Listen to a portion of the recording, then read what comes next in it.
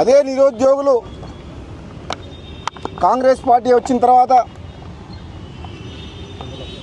2 లక్షల ఉద్యోగాలు వస్తాయని చెప్పి గ్రూప్ 1 గ్రూప్ 2 అన్ని రకాల పరీక్షలు కూడా కాంపిటేటివ్ ఎగ్జామ్స్ పారదర్శకంగా పెట్టి మాకు న్యాయం జరుగుతుందని భావించింది.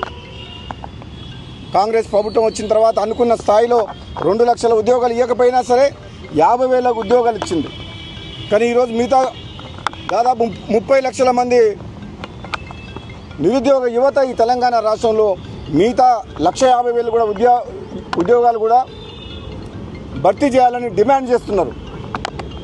కాబట్టి నేను అందరికీ కూడా చెప్తున్నా, ఈరోజు నిరుద్యోగ యువకులకు మీరు ప్రత్యేకంగా నన్ను ఆహ్వానించడం వల్ల ఈరోజు మీకు ఒక అండగా ఉంటందుకు, ఒక శాసనసభ్యునిగా కాంగ్రెస్ పార్టీ ఎమ్మెల్యేగా కూడా మీకు హామీ ఇస్తందుకు మీరు అధైర్యపడొద్దు.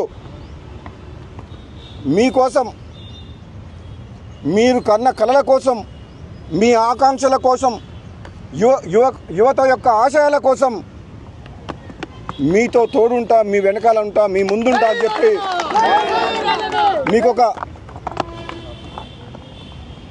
మాట ఇస్తందుకు, ఒక అన్నగా మీ అందరికి ఒక కుటుంబ సభ్యునిలాగా నిరుద్యోగ యువకులందరికీ కూడా ఒక అండగా నేను మాటిస్తున్నా. మీకు ఆలస్యమైన మాట వాస్తవం.